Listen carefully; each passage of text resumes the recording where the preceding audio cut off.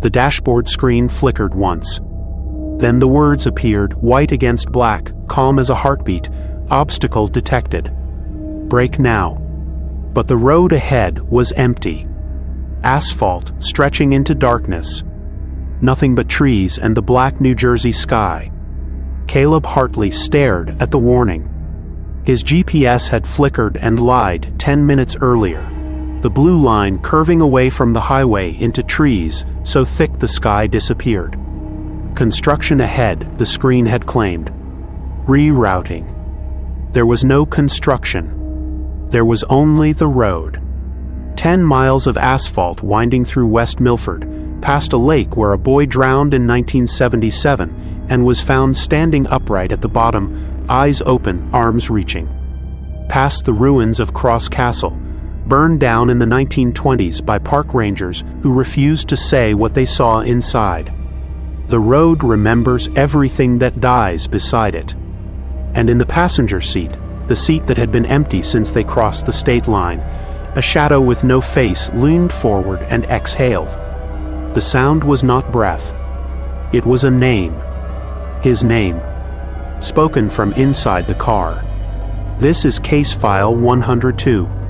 Clinton Road, West Milford, New Jersey. The archive does not explain. It only records.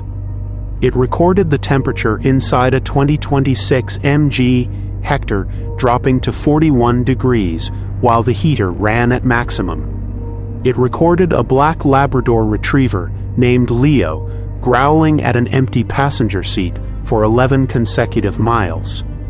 It recorded 4 voices inside the vehicle when only 3 people were breathing. Once a case file is opened, it cannot be closed. Once a road is driven, it does not forget the driver. The detour signs still appear on GPS systems that have no business showing them. Do you want to know why? Viewer discretion is advised.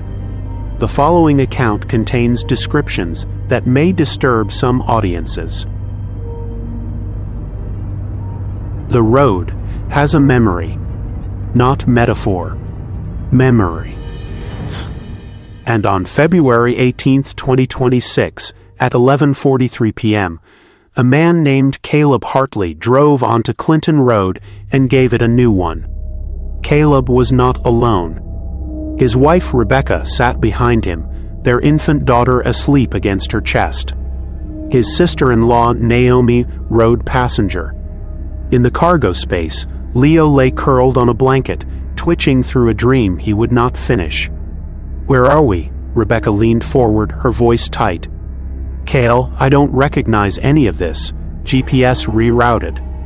Construction on the main road. We'll be back on the highway soon. There are no other cars." Naomi's voice was thinner now, almost brittle. "Why aren't there any cars?" She was right. No headlights ahead. No taillights behind. The trees pressed in on both sides, February trees, skeletal, black against a blacker sky. The road stretched forward like a tongue tasting the dark. Then Leo woke up. The growl that came from the cargo space was not a sound Caleb recognized. Low. Guttural. Continuous. Leo was 7 years old, raised from a puppy, had never bared his teeth at anyone. Now he stood rigid, hackles raised, staring at the passenger seat. Not at Naomi. At the space beside her. Leo. "Hey." "It's okay, boy." The dog did not stop. He began to bark, frantic, terrified, the sound of an animal confronting something its instincts could not classify. Naomi twisted in her seat. "There's nothing there." "Leo, there's nothing." The temperature dropped. Not gradually. Instantly. 72 degrees to 41. The heater blasted hot air. The windows fogged from the inside. And on the passenger side window, 2 inches from Naomi's face, a handprint formed. It was not her hand. The fingers were too long. The palm too wide. It pressed flat against the glass from the inside, and Naomi saw the ridges of knuckles, the whorls of skin, the condensation beating around each finger. Rebecca screamed. Caleb slammed the brakes. The car skidded. The handprint did not vanish. It began to sink, not fading, but pulling inward, the moisture drawing through the glass as though whatever had left the print was no longer outside. It was inside the car. They drove. They did not know where else to go. The GPS screen showed only static. The road refused to branch. No signs. No mile markers. No houses. The headlights pushed the darkness forward 20 yards at a time, and the darkness swallowed the light behind them just as fast. Naomi was crying. Rebecca was praying. The rosary, her grandmother's beads wrapped around her fingers, Hail Marys whispered so fast the words blurred into a single sound. Leo had stopped barking. He lay flat now, head beneath his paws, whimpering. Only Caleb was silent. Because Caleb was remembering. When he was 17, he had killed his best friend. Not murder. Not legally. But Marcus Collier died in a car that Caleb was driving too fast on a back road in the Pine Barrens. Two friends walked away with bruises. Marcus was thrown through the windshield. His body was found 50 feet from the wreck, face unrecognizable, eyes open. Caleb had been laughing when the car left the road, laughing at something Marcus said. He had seen the curve. He had not slowed down. The court called it an accident. Caleb called it 11 years of waking up at 3:17 a.m. with the taste of creek water in his mouth. He had never told Rebecca. He had never told anyone the full truth. But the road knew. The road had been waiting. At 12:41 a.m., headlights appeared in the rearview mirror. High beams. Close. Too close. Thank God, Rebecca breathed. Someone else is out here. The vehicle accelerated. Caleb pressed the gas. 60. 65. The headlights stayed with him, matching his speed exactly, the space between them never changing. 70 miles per hour on a road he did not know, a road that curved without warning. The dashboard screen lit up again. Obstacle detected. Brake now. The road ahead was empty. Obstacle detected. Brake now. What does it see? Naomi gripped the door handle, knuckles white. Caleb, what does it see? He looked at the passenger seat. The empty passenger seat. The seat where, for one instant, the dashboard glow illuminated a face. The skin was burned. The eyes were black hollows. The mouth was stretched open, frozen in a scream that had never finished. The face smiled. You left me. Caleb's hands locked on the wheel. His foot found the accelerator and pressed it to the floor. 80. 90. 100 miles per hour. The engine screamed. Rebecca screamed. The infant woke and shrieked. The thing in the passenger seat did not scream. It laughed. A wet, choking laugh. The laugh of someone who had been drowning for 11 years. You left me in the water, Caleb. You climbed out. You walked away. You never even looked back. I didn't mean to. Marcus, you were laughing. I remember. I remember everything. The headlights behind them surged forward and pulled alongside. A police cruiser. New Jersey State Police. The officer inside rolled down his window and gestured for them to pull over. Caleb could not move his hands. The cruiser's lights flashed, red and blue, strobing through the cabin. In that pulsing illumination, the thing in the passenger seat flickered. Solid, then transparent, then solid again. Its burned face shifted. For one moment it was Marcus, 17 years old, whole, the friend Caleb remembered. Then it was not Marcus. It was something older, Something that had worn Marcus's face like a mask and followed Caleb for 11 years, waiting for this road, this night, this moment. The officer stepped out. His flashlight beam cut through the dark and found Caleb's window. License and registration. Do you know why I stopped you? We're lost. Our GPS, there was something. The officer shined his light into the car. Rebecca. Naomi. The empty passenger seat. The whimpering dog. Are there only 4 of you in the vehicle tonight? 4? Caleb's voice cracked. There's 3 of us. 3 and the dog. Silence. The flashlight lingered on the passenger seat. Sir, I am showing 5 heat signatures in your vehicle. 5. 4 human. 1 canine. Who else is in the car with you? Caleb turned his head. The passenger seat was empty, but the seat belt was buckled across nothing, and the leather was warm from a body that had been sitting there, watching, breathing words that only Caleb could hear. No one. There's no one else. The officer stepped backward. His hand moved to his holster. Sir, I need you to exit the vehicle. Slowly. All of you. Exit the vehicle now. The doors locked. All 4 doors. The locks slammed down simultaneously, a sound like vertebrae snapping. The cruiser's lights died. The officer's flashlight went dark. The dashboard went black.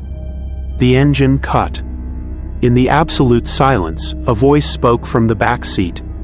Inches from Rebecca's ear. Inches from the infant daughter she clutched against her chest. You should not have stopped. And then, Rebecca remembered.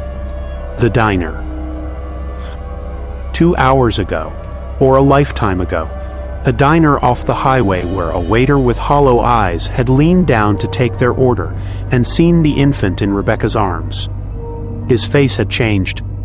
He had grabbed Caleb's wrist and spoken low and fast. Clinton Road? You're driving through the night. With women and a child. Play the Hanneman Chalisa. Play it loud. Do not stop. No matter what you see. No matter who flags you down. Do not stop until you cross the state line. Caleb had nodded. He had not understood. He did not know what the Hanneman Chalisa was. He was a lapsed Catholic who had not prayed since the night Marcus died. But Rebecca was still holding her grandmother's rosary. And when the darkness swallowed the car and the voice began to whisper from the back seat, she did not scream. She prayed. Hail Mary, full of grace, the Lord is with thee. The whispering stopped. Blessed art thou among women, and blessed is the fruit of thy womb, Jesus, something shrieked. It was not a human sound. It was a radio tuned to dead air, amplified, distorted, a frequency that made the windows vibrate and the metal groan. The infant screamed. Leo howled. The shriek went on, and inside it were voices, many voices layered like strata of rock. The drowned boy from 1977. The burned castle caretaker. The hitchhiker who vanished in 1983. The phantom truck that forced cars off the road. And beneath them all, a voice older than any of them, older than the road, older than the Lenape who named the land, a voice that had been hungry in these woods before any human mouth had spoken a word. Holy Mary, Mother of God, pray for us sinners, now and at the hour of our death. The doors unlocked. The engine restarted. The dashboard lit up with a single message: obstacle cleared. Proceed with caution. The police cruiser was gone. The road ahead was empty. The GPS flickered and the blue line returned, pointing east, toward the highway, toward a dawn Caleb was no longer certain would come. He drove. He did not look in the rearview mirror. He did not look at the passenger seat. He drove until the trees thinned and the sky grayed and the first gas station appeared like a miracle. He drove until his hands stopped shaking. They never stopped shaking. They reached their destination. Photographs were taken. But in every photograph, there is a shadow beside Caleb. A shadow too tall, too thin, standing behind him and to the left. Reaching, Caleb returned to the church. He confessed everything: the accident, the drinking, the laughter, the silence. The priest absolved him. The priest told him to pray. But prayers do not erase what roads remember. Clinton Road is still there. The temperature still drops without warning. The GPS systems still flicker. And somewhere on those 10 miles of asphalt, a face with burned skin and hollow eyes is still waiting. Waiting for a car to pull over. Waiting for a door to open. Waiting for someone who left him in the water to come back and finish what the creek started. This is Case File 102. Clinton Road, West Milford, New Jersey. The archive does not explain. It only records. It recorded the UDASH system activating on an empty road at 12:41 a.m. It recorded 5 heat signatures in a vehicle carrying only 4 living souls. It recorded the voice of a 17-year-old boy who died in 2015, speaking through the mouth of an infant in 2027. The detour signs still appear. The handprints still form. The road still remembers. If you ever drive through New Jersey and your GPS reroutes you onto a road you do not know, turn around. If you see headlights behind you that do not belong to any vehicle you can identify, do not stop. If you feel a cold hand on your shoulder and you are the only one in the car, pray. Pray in whatever language your grandmother taught you. Pray and do not open your eyes. It does not like to be seen. And if you wake at 3:17 in the morning with the taste of creek water in your mouth and the sound of laughter in your ears, young laughter, careless and cut short, know that you are not alone in the room. You were never alone. Good night. If you have a story that haunts you, send it to contact.thedreadcodex@gmail.com. Your truth becomes our tale. Your warning becomes our archive. Until next time, may your roads stay straight. May your GPS never flicker. May you never see a face in the passenger seat that does not belong to the living. And if you ever pass a police cruiser on a dark road and the officer asks how many people are in your car, count before you answer. You may have picked someone up without knowing it.